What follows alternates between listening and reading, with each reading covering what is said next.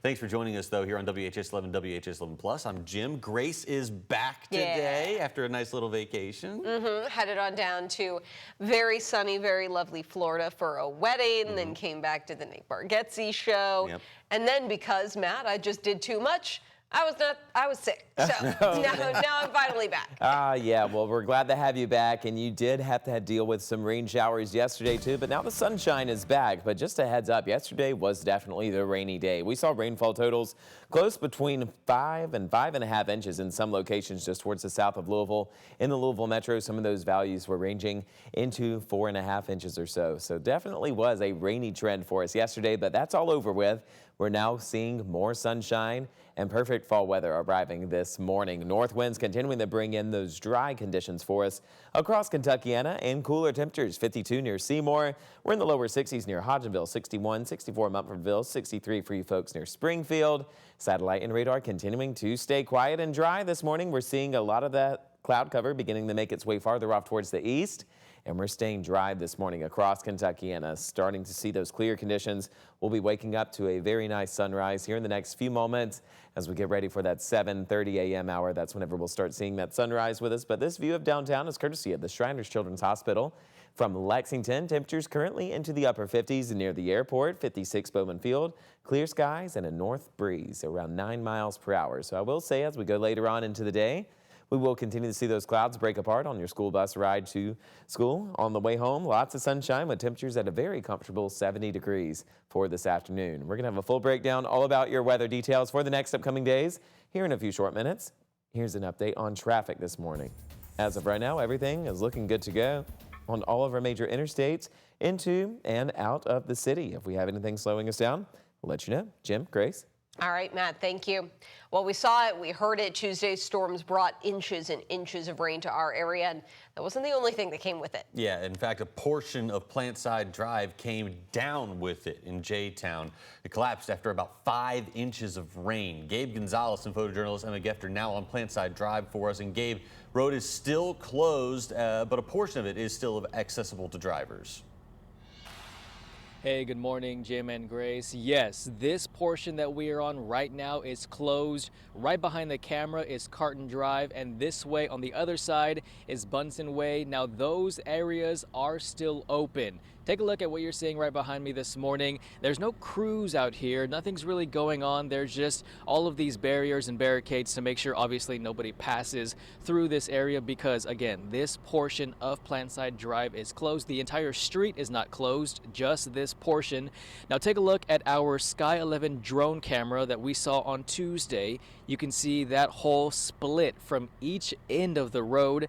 Now, this all happened around 4 o'clock on Tuesday after the storm dumped about 5 inches of rain around Kentuckiana, and J-Town saw most of that rain. Now, we talked with the Public Works Director, Jimmy, and he said they closed this area as soon as possible. You saw it denting in on the other. We knew it was going to collapse. We immediately shut the roadway and started procedures, get all the utility companies out here and moving forward because you didn't know what was going to transpire. Now, right now, we're not sure when this road will reopen, but there is an emergency meeting with contractors that is scheduled to happen later this morning. Now, right here back on Plantside Drive, again, this direction behind the camera, I mean, there's cars coming down this way. They can't get much further than this, and I believe they're just workers for either sides of this building. So again, that side is open, that side is open. Businesses along this area are also open. It's kind of business as usual around this area. Again, it's just this portion right here that is closed. Jim, Grace. Very much. Well, flash flooding impacted all of us around the metro area, including over at U of L's campus, where the rain came down so fast that it overwhelmed some of the side roads in Old Louisville. And underneath Eastern Parkway, stormwater backed up onto Brook Street. Take a look at this video. A lot of drivers powered through the water, though, of course, we tell you not to do that because you can soak your engine. It can cause the car to stop. Over at MetroSafe, 911 responders said at least 30 water emergency calls came in before yesterday evening. MSD's Cheryl Lauder called in a steel grate we found lifted by the water. Around 500 people are working the sewer backups. They did all their pre-rain event checks, but this was a lot of rain in a short period of time, so it can cause a little chaos. MSD said most spots should have drained out by now. If not, there could be a clog. You can report those by calling 502-540-6000. The heavy rain also left some Louisville parents scrambling around afternoon pickup time. Out at George Unseld Learning Center, early Learning Center, floodwaters there actually turned the parking lot into a pond, forcing parents to wait over an hour to pick their kids up. MSD says that a clogged drain caused that flooding. Crews were able to get it cleared by about 2:10 in the afternoon, but still, parents could only get into that parking lot 10 cars at a time, so a major delay out at that school, and the disruptions didn't stop there. JCPS canceled all of their after-school activities just after 2 p.m., which caught many families off guard. Over at Low Elementary, their theater director said the kids, 40-plus kids, had no way home because of that last-minute call.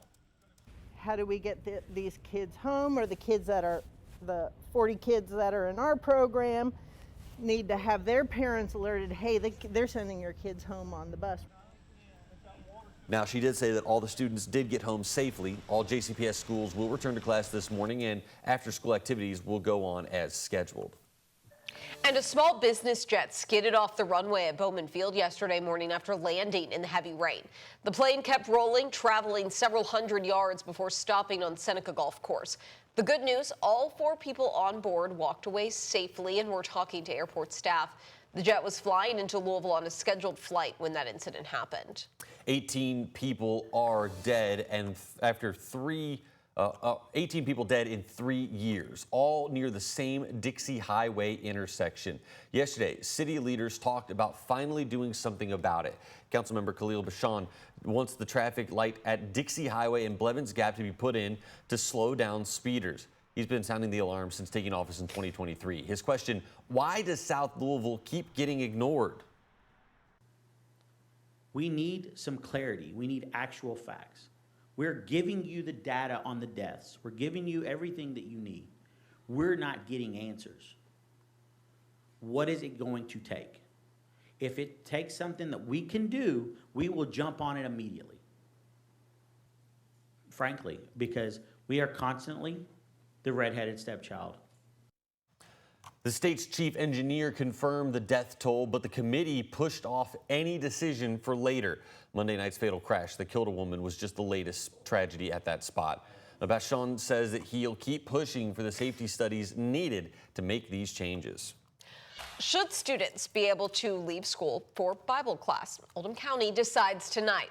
The school board is set to vote on whether or not kids can leave campus 1 hour a week for religious instruction, something a new state law now allows. Oldham County is considering partnering with WHAS, a Christian organization. The decision happens tonight at 5 at the Arvin Education Center. A school with no windows is one step closer to finally getting replaced today. JCPS breaks ground this morning on the new Okolona Elementary School building. Now, the original building has been around since 1972, and we're not kidding when we say it literally has no windows built in.